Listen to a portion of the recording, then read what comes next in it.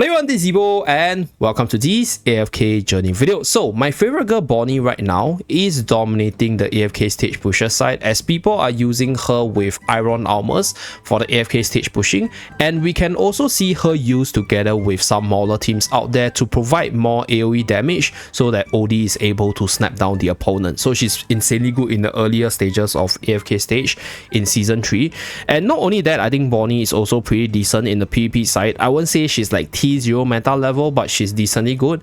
But in today's video, we're going to showcase her meta level in the early game Dream Realm, or more specifically against Crystal Beetle, because Crystal Beetle right here, before we start, I think this boss is made for magical teams.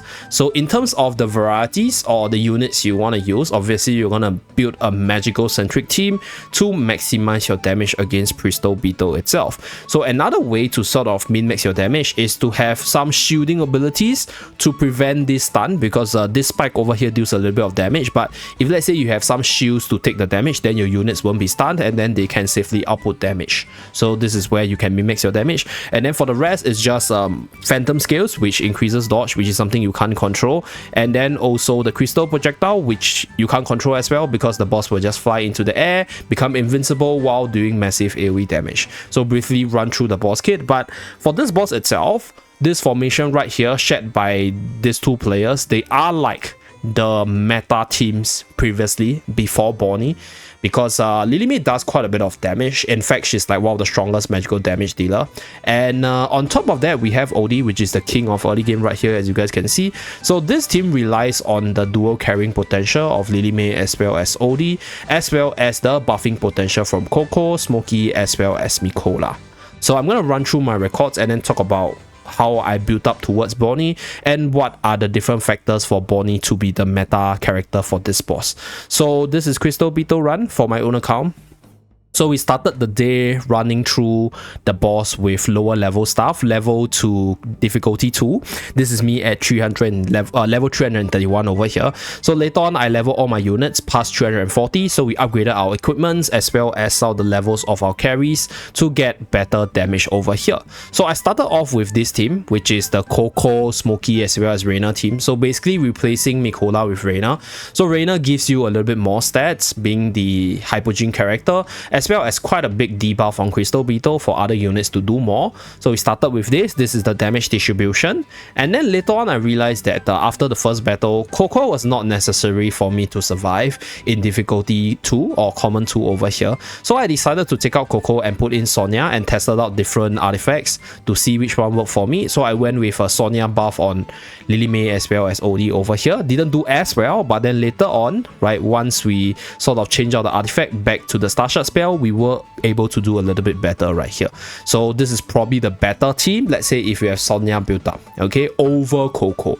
But if let's say your team is not as developed as mine over here, like your carry is not as stacked up as mine, then using Coco in your team might be better for you, because you should be able to survive till the end to do better damage. So it's dependent on your own account, but this is my so-called previous best team before Bonnie. Okay, so after that I actually moved up and try out different positionings together with Mikola as well. So from this you can see that Mikola's definitely not like this good unit, because Coco actually did a lot better over here compared to Mikola.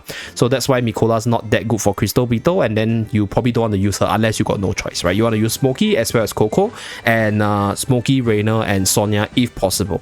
And then later on I realized that, hey, other than Lily May, my dear girl Bonnie over here actually does quite a bit of magical damage, and she has the ability to actually buff up the magical damage from other allies over here with her aging effect, which makes it such that she is actually a pretty good unit for the magical team itself. So I decided to toss her in with the exact same team setup. And truth to be told, as you guys can see, the damage of my OD actually increased, and Bonnie herself does deal quite a bit of damage. So I continue to experiment with all the different positionings, the different builds, and eventually we reach our current best score, which is 1445 mil over here with this position with Harmonic Spell. So this is my Z-Best Day 1 free to play team with Bonnie, and also me showcasing Bonnie's power level. So just a simple comparison of what they do. So this is the exact same team setup with Harmonic Spell, and let's run through the replay.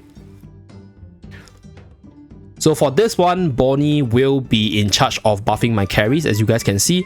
So towards the end, I think near the 10-15 seconds mark, my units, specifically the supports, they will start to die. But luckily for me, my Sonya as well as Odie and Lilimei was able to survive until pretty late into the boss battle to squeeze out more damage. So I'll say this is probably the most standard team for those of you guys who don't have Bonnie. There's also another unit which probably will be really good, and that is none other than Taylin. So for Taylin's case, I don't have her built out on this account, so obviously she's not going to be really good in terms of damage dealing. But let's say if you do have Taylin, once Crystal Beetle drop on S3, do give her a try to see whether or not she can give you better damage. So right here, pretty standard stuff. So Smokey died from the ultimate from the boss. We are reaching the 1000 mil mark, so Reina died as well, and then with the next ultimate from the boss, I think my other units will also be bursted down. Okay, Odie died. Then the boss will start hitting my Sonya really hard and then focusing on my Lilimei right here. Okay, so 1186 million damage for this team setup. Okay, and then next, let's run through the damage output for my best team, right? So why is Bonnie better than Lilimei here?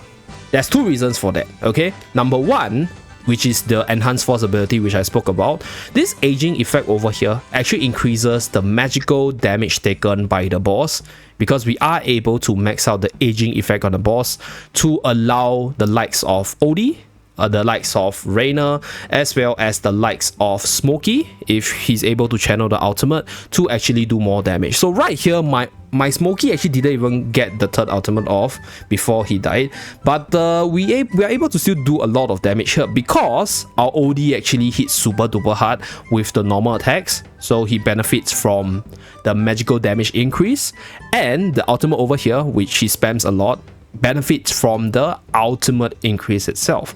So that's where your other magical damage dealers are able to hit harder, and you are able to push through in terms of getting more damage. On top of that, Bonnie also has the ability to reduce the attack of the boss with regards to the second skill over here. So not only is the case reach an attack down, it is also a damage over time, which contributes to Bonnie's damage output. Unfortunately, if you were to look at the replay right here, Bonnie throws out the decay on the boss, and you guys will be able to see the green poison effect on the boss right here, and also the attack down. So on top of the boss, we have the damage up from Reina's debuff, the attack down from Reina's debuff, as well as the other attack down from Bonnie right here. So this means that having Bonnie in your team not only gives you more damage, but also increases your team survival to a certain extent, because this attack down is permanent and it reduces the damage output coming out from the boss through the ultimate, which is an AoE skill, as well as the damage output coming out from the boss from the spike itself. So yeah, Bonnie's super duper good in this component in the magical team, and that's why she performs a little bit better compared to our dear Lilimei, at least in the early game right now. So we're gonna run through the whole battle. So for this fight over here, whenever the boss actually uses a spike, Bonnie will be stunned, but it doesn't matter because my OD is in a safe spot to continuously output damage, which is further buffed by Bonnie's Supreme Plus skill over here. So yeah, this is basically the team setup. So unfortunately, my Smokey didn't manage to get the damage off on the boss itself, but I think it's totally fine because we managed to actually buff up the damage output of all the other units. So I'll probably be playing around with the positions a little bit more to see whether or not I can get a more optimal position for me to activate the damage output on Smokey on the boss. But this is currently my best team on my free-to-play account itself. So that's it for this video, just a simple sharing of Bonnie's early game Dream Realm performance, and I think she will definitely be seeing more use in the next few days depending on the team builds as well as the bosses itself. So stay tuned for more early game Bonnie run through in season 3 itself. Thank you very much for watching, and do remember to subscribe to see more. I'll see you guys again in my next video. Bye guys!